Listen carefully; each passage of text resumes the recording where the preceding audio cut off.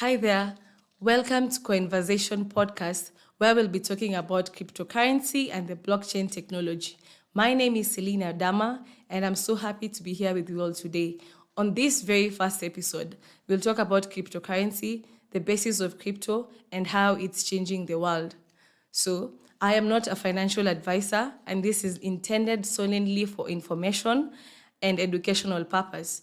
But on this podcast, we'll cover everything concerning cryptocurrency, how you can make some profit from it, how you can be able to be a part of us and see how it works on your end. So, whether you are new to crypto or you're a seasoned pro or you're just curious, then you're in the right place because we have everything for everyone here. But before we get started, don't forget to follow and subscribe so you can get to see more episodes of this conversation. So let's define cryptocurrency. So what's the first thing that comes to your mind when you hear the word cryptocurrency? So to most people, the first thing that comes to their mind is scam.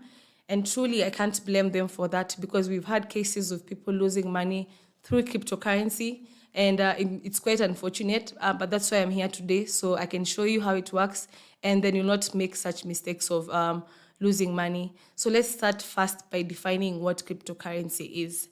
So cryptocurrency is a digital currency that works in a decentralized network called blockchain. So decentralized meaning it doesn't have any central authorities like the banks or government controlling it. Instead, it runs on the blockchain, which helps you to provide secure and private transactions. So what are some of the features of a blockchain? One of the features of a blockchain is it cannot be corrupted. That means that it's safe and there's no third party and there's no intermediary. I'll give you an example of WhatsApp. We use WhatsApp like daily for most of us. And you can see on your phone, we have a place that is written end-to-end encrypted. So what that means is if somebody was to send me a text or if I was to send a text to someone, it means that the person will receive my text directly and there's no one in between that will get whatever I'm trying to send to the person, not even WhatsApp. So when it comes to crypto and blockchain, it works on the same way. So if I want to do a transfer to somebody that has crypto or he or her is using blockchain, then it's safe and there are no third parties and there's no intermediary, there's no one in between us that is going to stop the transaction from happening. And then also the second thing is enhanced security. That means you are a part of the security. And I'll just use an example of, like, for example, for us Kenyans, we use M-Pesa a lot. It's a mobile app. And if you want to transfer money from one person to the other, M-Pesa will ask you, would you want to transfer this amount of money to this person? Then you have to say like yes or no before you proceed. So when it comes to crypto, it works on the same way because it's on blockchain. So you're part of the security. And the third thing is it's a decentralized technology. So that means it's the opposite of centralized. And with me here, I have this, it's 200 and it's written Banki Kuu, Central Bank of Kenya. So this means if I was to go with this currency 644 kilometers from here to Uganda, I'll not be able to use this money there because it belongs here at Central Bank of Kenya.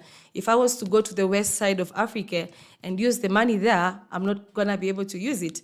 So that means the only way I can get this money when I'm here is if I'm buying goods or if I'm rendering a service. So basically, that's just it.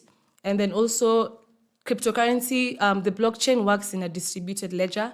That means if I have my money stored in my crypto and I was to lose my phone, I'll not be worried about the money that I have on my phone, but rather how can I get a new phone? Because I know if I was to access a new phone, then it means if you have a new phone, you can log into your phone and you can get your assets back. So that means that your money is actually stored beyond the gadget. And the last part is faster settlement. It does not need to consult anybody. Within 1.5 minutes, if you need to do a transfer or a transaction to anyone, you're done. Now, let's talk a little bit on the history of cryptocurrency and where it all began. So the story of cryptocurrency began in 2009 when the first ever crypto, Bitcoin, was created by a known person called Satoshi Nakamoto. The reason behind this creation was to come up with a digital currency that will allow the users to do transfers globally without the need of a middleman. And Since 2009, when Bitcoin was first launched, it was going for like $0. But on the late 2011, Bitcoin became famous and people started becoming aware of the coin, and it was priced at $1 for the first time. And right now, as you can see, the coin has really gone up to $95,000. And like 2 months ago, we had Bitcoin going for like $105,000. And this has led to many people being woke with the whole crypto thing and taking it as an asset.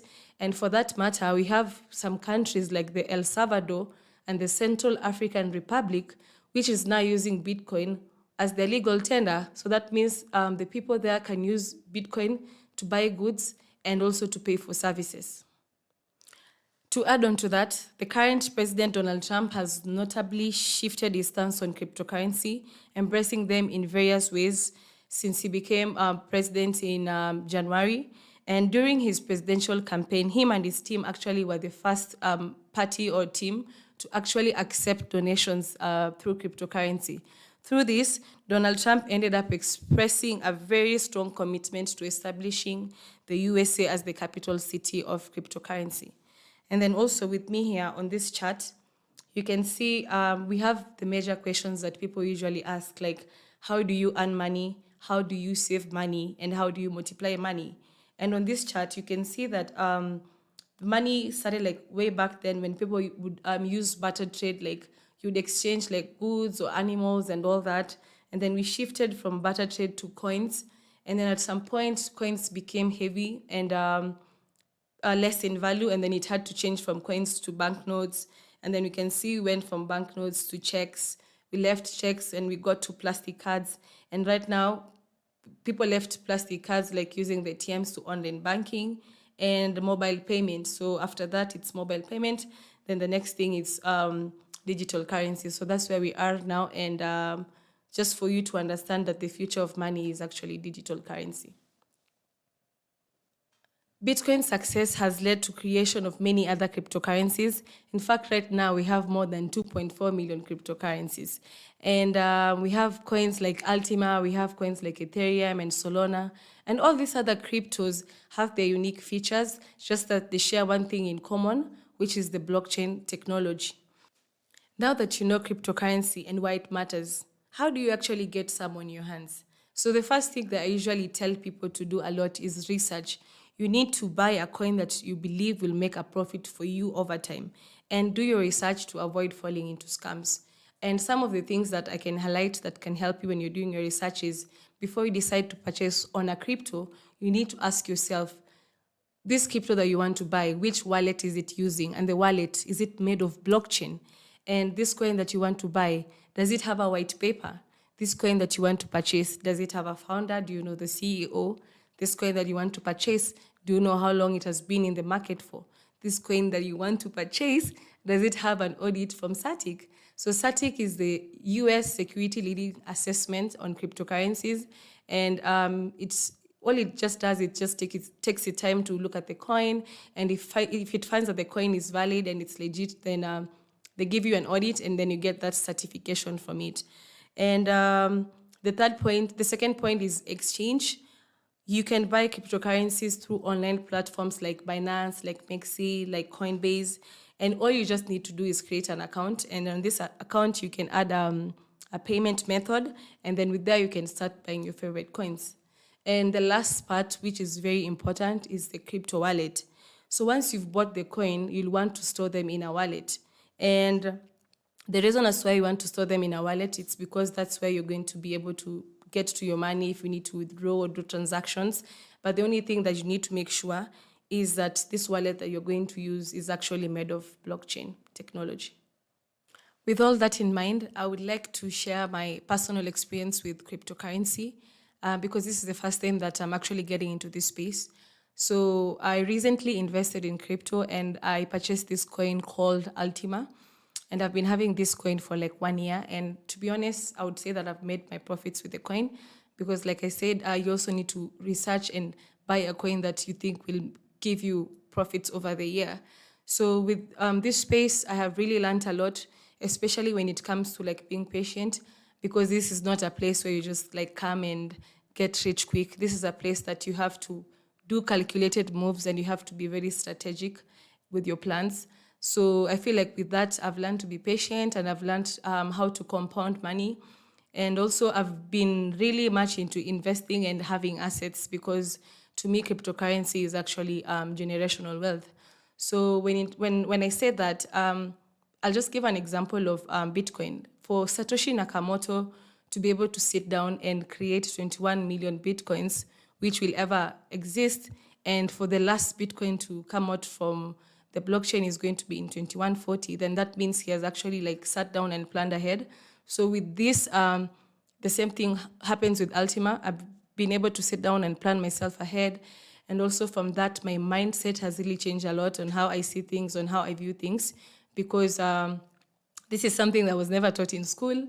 You have to like sit down, come up with it, or feel like this is what you want to do, and just do your research and also read books and get knowledge about it. So yeah, with all that said, I would really want to say that cryptocurrency is here to stay and that it's actually working. So with all that said, I would want to share one quote that I got, which says, "Formal education will give you a living, but self-education will earn you a fortune." That's all, guys, for now. And I know it's a lot of information to take in, but at least the most important thing is at least you're familiar with this industry, and now you can at least have an idea what it looks like and how it works, and also you're familiar with this revolutionary technology. So in the future episodes, we'll go into topics like how to actually start investing in crypto and how to actually make some profit from it. And before that, I would like to leave you guys with two questions. Have you ever thought of buying or investing in crypto? And what do you think the future of cryptocurrency looks like? So thank you so much, guys, for listening to today's episode. And if you found this helpful, kindly share with anyone who's interested about cryptocurrency. And I'll see you guys in the next episode.